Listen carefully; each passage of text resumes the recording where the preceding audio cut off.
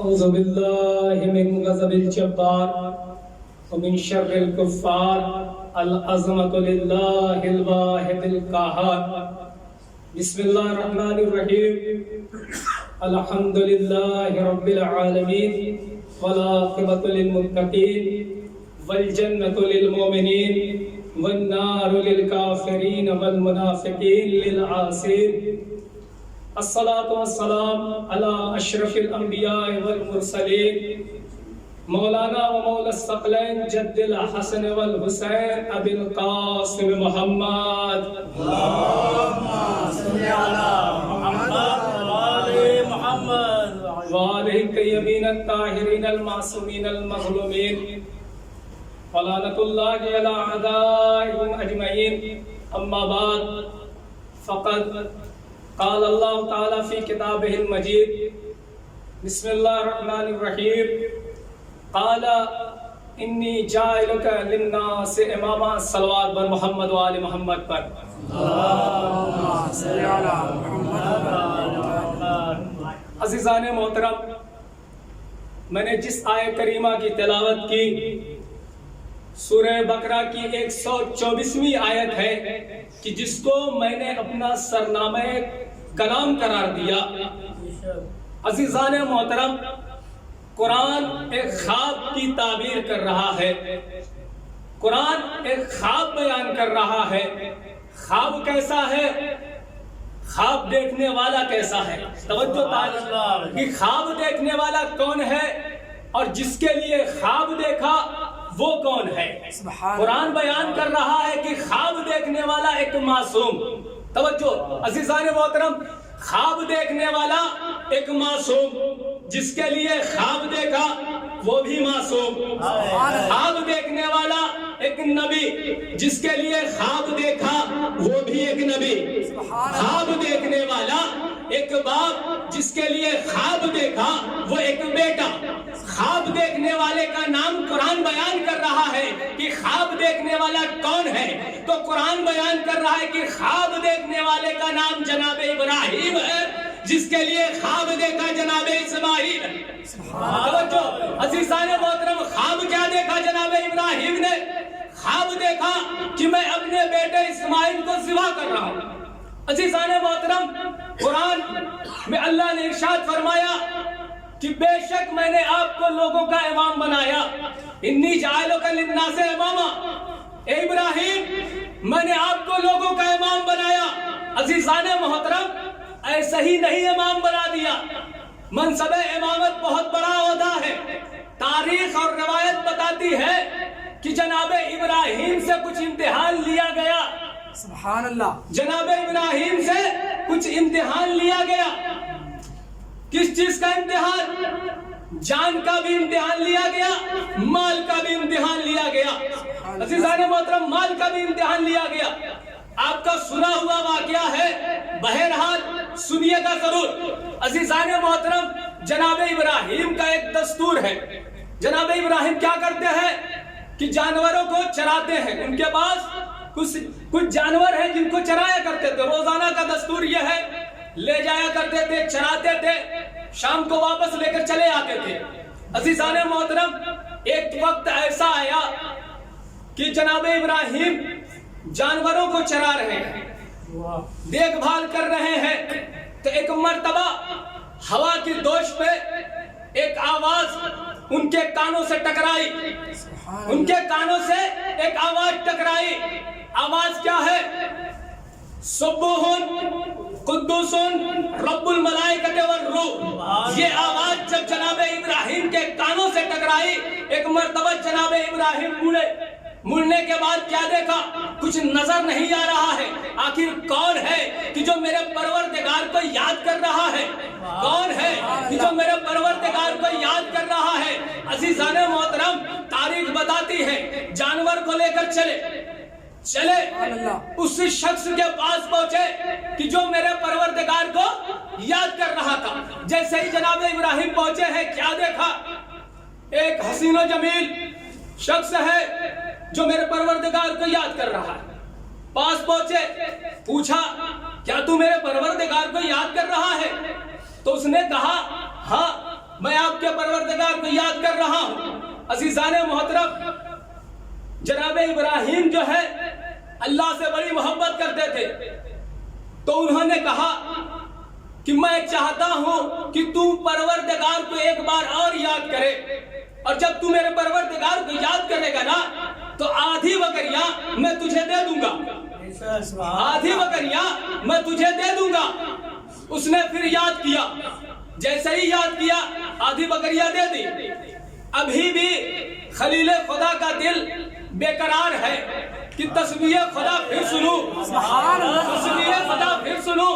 تو ایک مرتبہ کہا، اے بندے خدا، میرا دل چاہتا ہے کہ تو ایک بار پھر یاد کرے، تو ایک بار پھر یاد کرے، اور جب تو یاد کرے گا تو جتنی بچی ہے سب تجھے دے دوں گا۔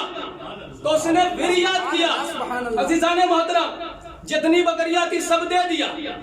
ایک مرتبہ جناب ابراہیم کہتے ہیں تو لے جائے گا تو اس کی دیکھ بھال کے لیے بھی کوئی منتخب کرے گا، کسی کو لے جائے گا تو اس کی دیکھ بھال کے لیے کسی کو نہ کسی کو رکھے گا۔ تو عرب میں مجھ سے بہتر کوئی نہیں ہے کہ جو ان کی دیکھ بھال کرے، اگر تو ایک بار اور یاد کرے تو میں تیرے ساتھ چلنے کے لیے تیار ہوں۔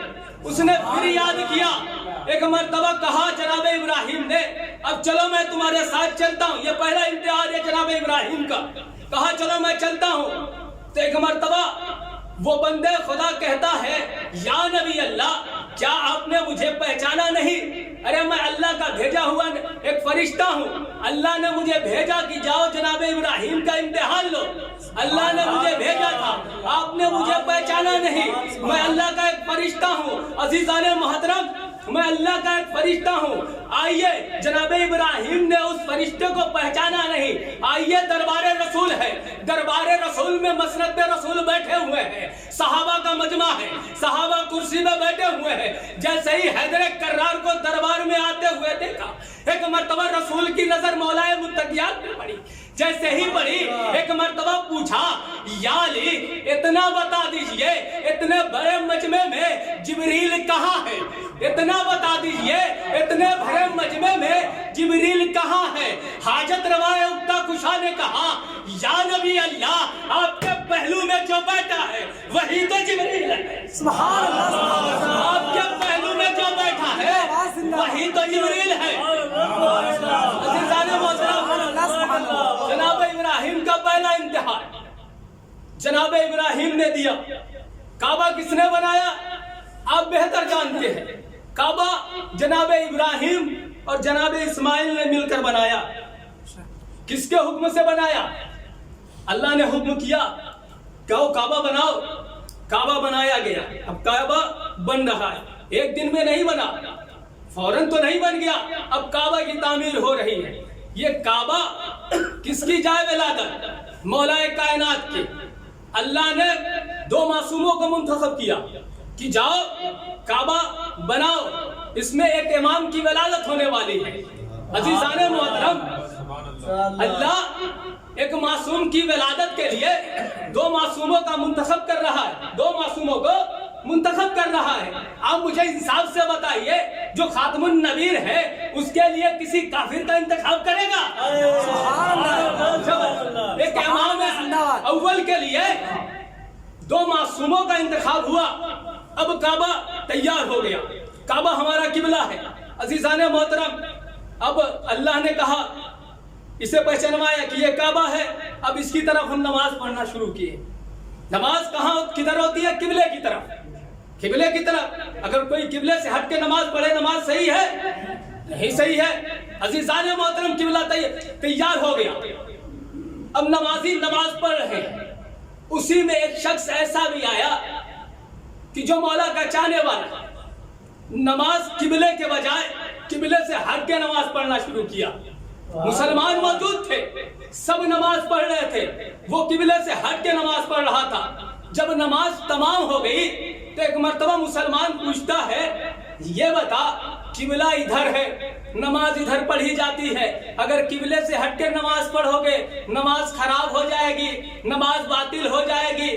جیسے ہی مسلمان بھائی نے کہا تو اس نے کہا، اچھا یہ بھی بات ہے کہ اگر قبلے سے ہٹ کر نماز، مثال اگر قبلے سے ہٹ کر نماز پڑھے نماز باطل ہو جائے گی. کہاں؟ ہاں بھائی نماز باطل ہو جائے گی. عزیزان محترم توجہ کا طالب ہوں. جناب ابراہیم نے، جناب اسماعیل نے کعبے کی تعمیر کی. بھائی مسلمان نے بتا دیا کہ اگر قبلے سے ہٹ کر نماز پڑھے تو نماز صحیح نہیں ہے. جناب ابراہیم نے کعبہ بنایا اور اللہ پہچنوا رہا ہے کہ دیکھو یہ کعبہ ہے، غدیر خون کا میدان ہے، ایک نبی ہے، اپنے ہاتھوں پہ ایک اپنے ولی کو اٹھائے ہوئے پہچنوا رہا ہے. ادھر نبی بنا رہا ہے، ادھر خدا بنا رہا ہے.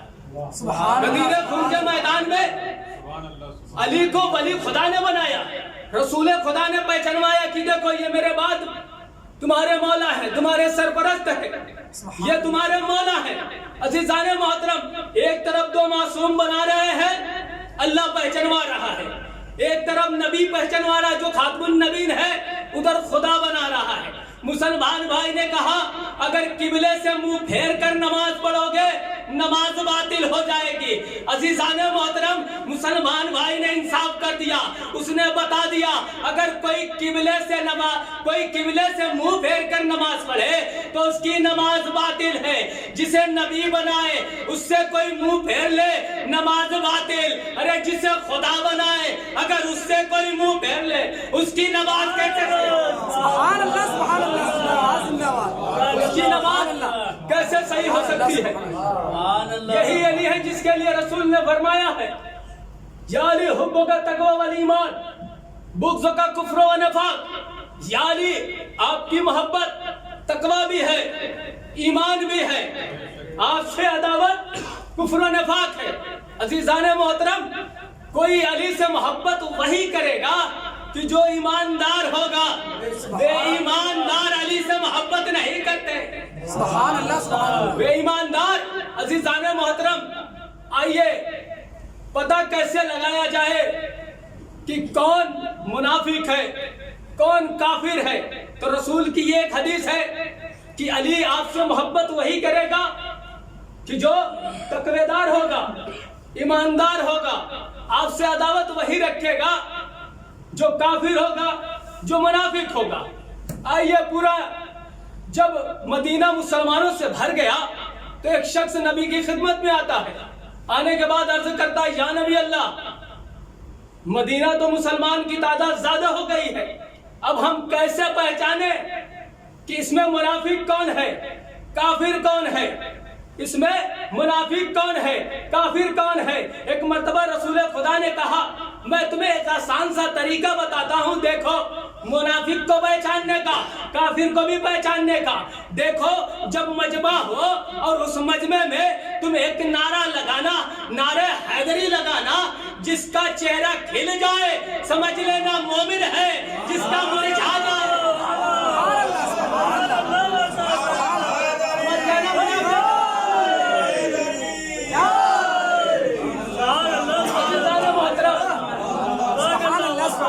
علی کا ذکر عبادت. رسول کی حدیث بھی ہے کہ علی کا ذکر کرنا عبادت ہے.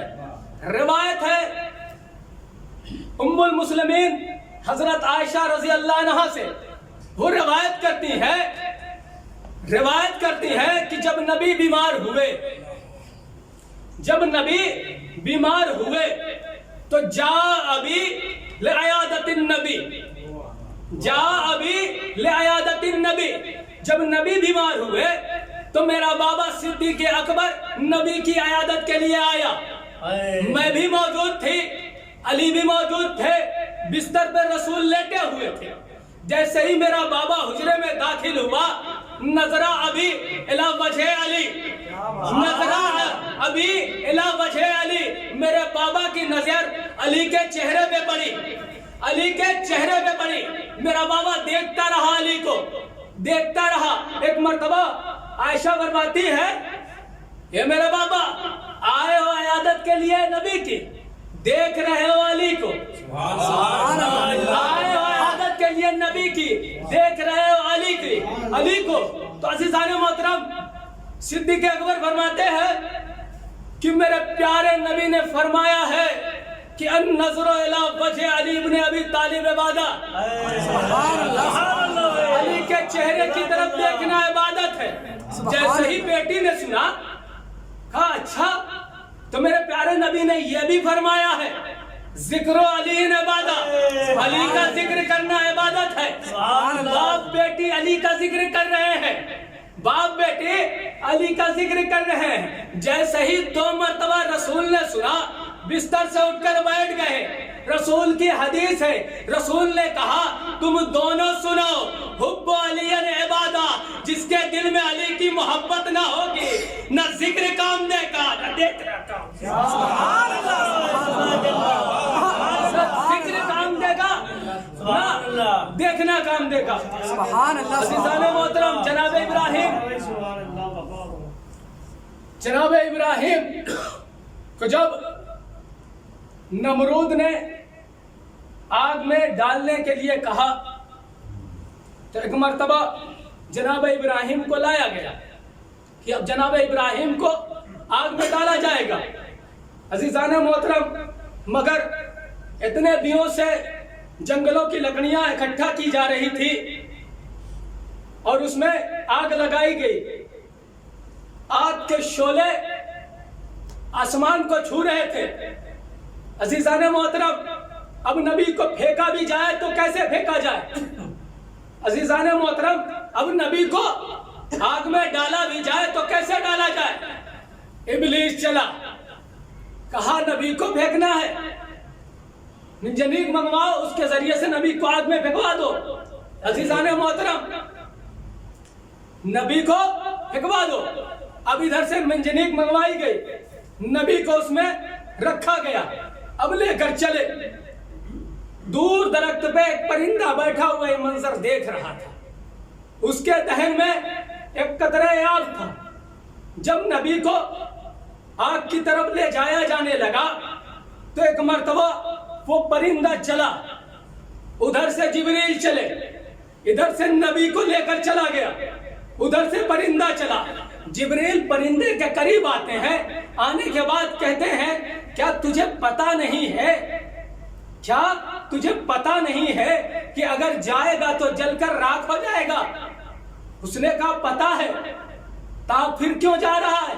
कहा नबी की जान बचाने के लिए, इसलिए कि नबी जब मुसीबत में हो तो जान बचाई जाती है, पीठ दिखाकर भागा नहीं जाता। सुभान अल्लाह, पीठ दिखाकर सुभान अल्लाह, भागा नहीं जाता, बल्कि नबी की जान बचाई जाती है।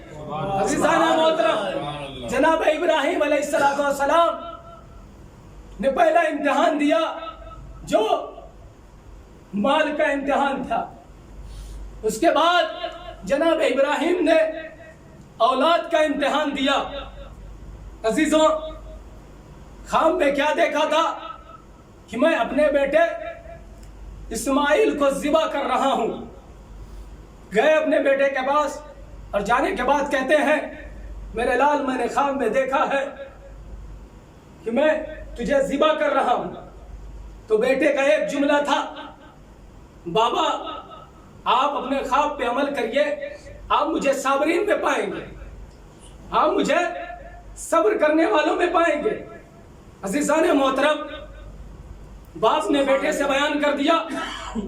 अब जनाब इब्राहिम है, अपने बेटे को लेकर चले, छुरी भी ले ली, रस्सी भी ले ली और पट्टी भी ले ली।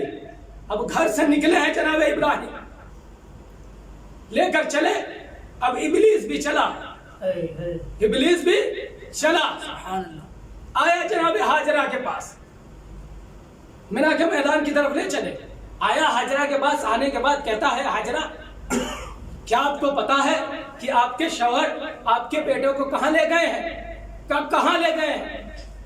कहा ज़िबा करने ले गए हैं। कहा जाइए, घर से निकलिए, उनको रोकिए।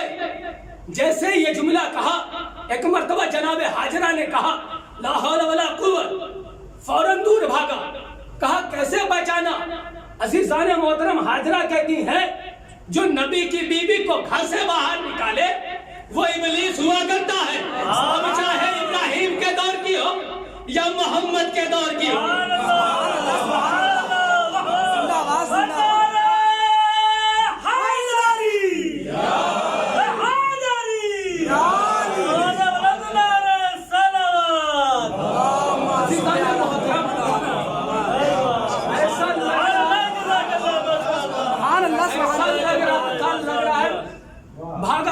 تیزی سے، یہاں کام نہیں بنا۔ اب چلا ہے بیٹے کے پاس، بیٹے کے پاس پہنچا اور پہنچنے کے بعد کہتا ہے اسماعیل کیا آپ کو پتا ہے کہ آپ کے بابا کہاں لے جا رہے ہیں؟ کہا ہاں پتا ہے مجھے، میرے بابا مجھے کہاں لے جا رہا ہے؟ آپ کے بابا نے صرف ایک خواب دیکھا ہے، آپ کے بابا کے دماغ کو کیا ہو گیا ہے؟ ایک خواب دیکھ لیا اور اس پہ عمل کرنے چلے گئے۔ جیسے ہی جناب اسماعیل نے سنا کہ بابا کے دماغ پہ شک کر رہا ہے، فوراً پڑھا لا حول ولا قوت، فوراً بھاگا، وہاں سے بھی ہٹا۔ کہا کیسے پہچانا؟ جناب اسماعیل کہتے ہیں کہ جو نبی کے دماغ پہ شک کرے وہ ابلیس ہوا کرتا ہے، شیطان ہوا کرتا ہے، اب چاہے ابراہیم کے دور کا ہو یا محمد کے دور، چاہے ابراہیم کے دور کا ہو یا پھر محمد کے دور کا ابلیس ہو۔ محمد کے دور میں بھی ایک ابلیس نے شک کیا، سبحان اللہ، نبی کے دماغ پہ شک کیا، جو دنیا کو پڑھاتا رہا اس کے دماغ پہ شک ہوا۔ عزیزان محترم، جس نے نماز پڑھنا بتائی اس کے دماغ پہ شک۔ عزیزان محترم، کہیں کام نہیں بن رہا تھا اس کا، چلا باپ کے پاس آیا، آنے کے بعد کہتا ہے آپ نے خالی ایک خواب دیکھا ہے، خواب صحیح نہیں ہوتا، خواب ضروری تھوڑی ہے کہ صحیح بھی ہو جائے۔ عزیزان محترم، جناب ابراہیم نے بھی کہا لا حول ولا قوت، وہاں سے بھی ہٹا۔ عزیزان محترم بتاؤں آپ کو جناب ابراہیم نے کیا کہا پوچھا جناب ابراہیم سے کیسے پہچانا؟ کہا جو نیک کام میں رکاوٹ کرتا ہے ابلیس ہوا کرتا ہے۔ سبحان اللہ، عزیزان محترم، جو بھی نیک کام میں رکاوٹ کرے وہ ابلیس ہوا کرتا ہے۔ عزیزان محترم، جناب ابراہیم اپنے بیٹے کو مینا کے میدان میں لے کر گئے۔ ادھر سے جناب ابراہیم گھر سے نکلے تھے، ایک خواب کی تعبیر کرنے، ایک خواب دیکھا تھا اس پہ عمل کرنے گئے تھے۔ مدینے سے حسین نکلے تھے اپنے بیٹے کو لے کر، اپنے بھائیوں کو لے کر۔ عزیزان محترم، جناب ابراہیم نے مینا کے میدان میں اپنے بیٹے کو لٹایا تھا۔ آپ کو واقعہ ملے گا، بہت سے نبی ایسے گزرے ہیں جنہوں نے کہا بس خدا بس، اب کو اور نہیں، ہم اس کے آگے امتحان نہیں دے سکتے۔ مگر کربلا کا میدان ایک ایسا میدان ہے کہ عزیزان محترم، حسین عزیزان محترم کے لیے خود خدا کہہ رہا ہے حسین بس کرے، حسین بس کرے۔ عزیزان محترم، آج چاند رات ہے، آج محرم کی چاند رات ہے، اول شب ہے۔ عزیزوں، روایتوں میں ملتا ہے کہ جیسے ہی فلک میں چاند نمودار ہوتا ہے، ہر کوئی اپنے گھر پہ تبرک کا انتظام کرتا ہے، فرش عذاب بچھائی جاتی ہے۔ امام جعفر صادق سے ایک روایت ہے کہ امام جعفر صادق فرماتے ہیں کہ اگر کوئی شخص میرے دادا حسین کی عزا کرے اور ان کے غم میں شریک ہو اور اپنے دروازے اور چھت پہ علم لگائے، تو امام فرماتے ہیں کہ میری جدہ جناب سیدہ اس کے لیے صبح اور شام دعا کرتی ہے۔ عزیزوں، روایت میں ملتا ہے کہ امام رضا کے پاس جب شبیب کے بیٹے پہنچے ہیں تو امام رضا نے شبیب سے پوچھا کہ شبیب کے بیٹے یہ بتاؤ آج کون سی تاریخ ہے؟ تو شبیب نے بتایا مولا آج چاند رات ہے۔ پھر امام نے پوچھا یہ شبیب کون سی چاند رات ہے؟ شبیب فرماتے ہیں مولا آج محرم کی چاند رات ہے، آج محرم کی چاند رات ہے۔ امام فرماتے ہیں اے شبیب تجھے پتا ہے اس مہینے میں اہل بیت کے دل غمزدہ ہو جاتے ہیں، جیسے ہی یہ مہینہ آتا ہے اے شبیب سنو، جب بھی رونا تو میرے جد مظلوم حسین پہ رونا۔ عزیزان محترم شبیب سے کہتے ہیں شبیب کیوں ایسا میں کہہ رہا ہوں؟ مولا کیوں؟ کہا اس لیے کہ کربلا میں 18 بنی ہاشم مارے گئے، اہل بیت کے 18 بنی ہاشم شہید ہو گئے۔ عزیزوں آج چاند رات ہے نا، جب یہ چاند فروا نے دیکھا تو اکبر یاد آیا ہوگا، اکبر یاد آیا ہوگا نا۔ جب فروا نے دیکھا تو قاسم کی یاد آئی، جب رباب نے دیکھا تو اصغر کی یاد آئی۔ عزیزو ایک مومن ایک واقعہ پڑھوں گا، اس کے بعد مجلس تمام۔ پروردگار ان آنسوؤں کے صدقے میں برادر عزیز جناب شبیر صاحب کو صحت و سلامتی عنایت فرما۔ یہ عزیزو ایک مومنہ ہے کہ جو ہر سال فرش عزا بچھاتی ہے، ہر سال فرش عزا بچھاتی ہے۔ عزیزو ایک سال ایسا آیا کہ اس کے پاس کچھ نہ تھا، تو ایک مرتبہ اپنے شوہر سے کہتی ہے جائیے کچھ لے کر آئیے، اس لیے کہ مجھے فاطمہ کو پرسہ ضرور دینا ہے، مجھے فرش عزا بچھانی ہے، مجھے حسین کا پرسہ فاطمہ کو دینا ہے، جائیے کچھ نہ کچھ کر کے کچھ پیسے لے آئیے۔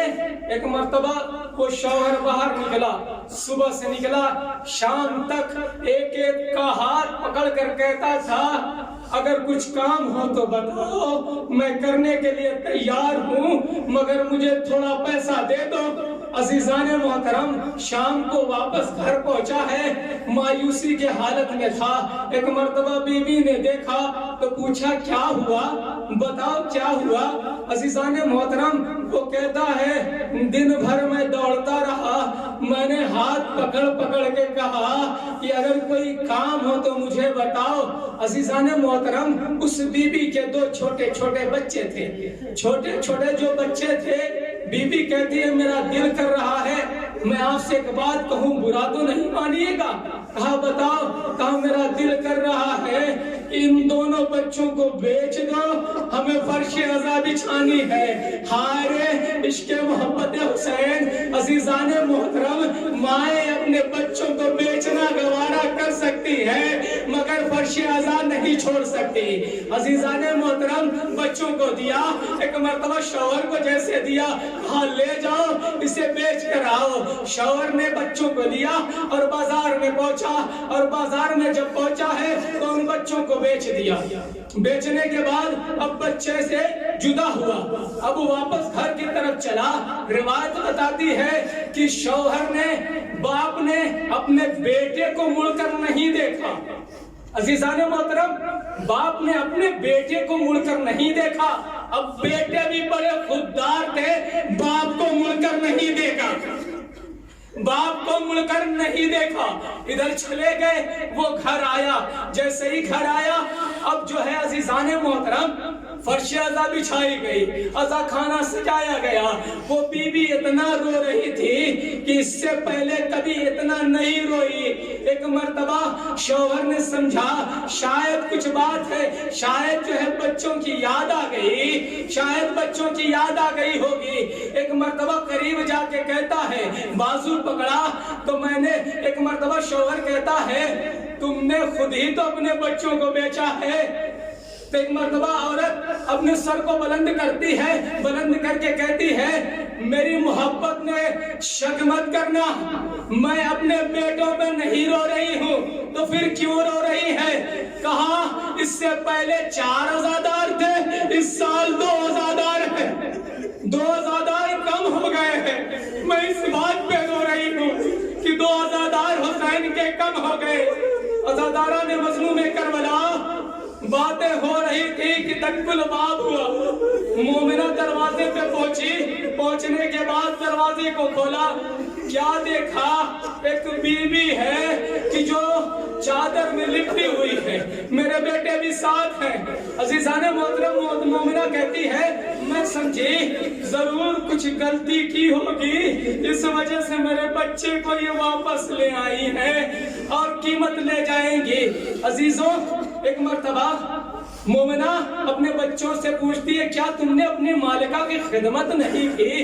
بچے نے کہا اماں جب سے ہم گھر گئے ہیں، جب سے ان کے گھر پہنچے ہیں نا، ہم بار بار کہہ رہے ہیں آپ خدمت بتائیے، ہم خدمت کے لیے آئے ہیں، مگر ہائے رے مظلوم کربلا، عزیزان محترم، جو بھی فرش عذاب بچھاتا ہے اس کے بیٹوں کو جناب سیدہ اپنے کلیجے سے لگائے بیٹھائے تھے، کھانا بھی کھلایا، پانی بھی پلایا، اور ایک جملہ کہا اے میرے لال تم دونوں میرے مہمان ہو، عزیزو تم دونوں میرے مہمان ہو۔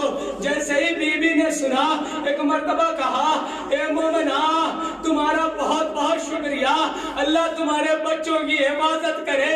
جیسے ہی مومنہ نے کہا ایک مرتبہ جناب سیدہ کہتی ہے اے مومنہ تم نے مجھے پہچانا نہیں، ارے میں حسین کی دکھیاری ماں ہوں۔ ہاں زاداران مظلوم کربلا یہاں کہیں نہ کہیں جناب سیدہ بھی بیٹھی ہوں گی، جناب سکینہ بھی بیٹھی ہوں گی، اور جناب زینب بھی بیٹھی ہوں گی۔ جیسے ہی کوئی ذاکر آل محمد کے مصائب پڑھتا ہے، جیسے ہی حسین کا نام آتا ہے نا، ایک مرتبہ سکینہ پوچھتی ہے اے بوبی اماں اتنا بتائیے کہ یہ کون لوگ ہیں کہ جیسے ہی میرے بابا کا نام آتا ہے فوراً گریہ شروع کر دیتے ہیں۔ جناب زینب کہتی ہے اے بیٹی سکینہ ارے یہ تیرے بابا کے چاہنے والے ہیں۔ ایک مرتبہ سکینہ ہاتھوں کو جوڑ کر کہتی ہے اے بوبی اماں ارے کاش کی یہ کربلا میں ہوتے تو میرا بابا شہید نہ کیا جاتا، کاش کی یہ کربلا میں ہوتے تو میرا بابا نہ مارا جاتا۔ اِنَّا لِلَّهِ وَإِنَّا إِلَيْهِ رَاجِعُونَ۔ پروردگار بحق زہرا و ابیہ و بالہا و بنوہا ان مختصر سی عبادت کو قبول فرما۔ پروردگار جہاں جہاں بیشیان حیدر کرار رہتے ہیں ان کی جان مال عزت و آبرو کی حفاظت فرما۔ پروردگار دعاؤں میں دعا ہے ہمارے برادر عزیز سید شمیم صاحب کے لیے، پروردگار بحق کے زہرا انہیں صحت و سلامتی عنایت فرما۔ پروردگار جہاں جہاں بھی شیان حیدر کران ان کی جان مال عزت و آبرو کی حفاظت فرما۔ ماتم حسین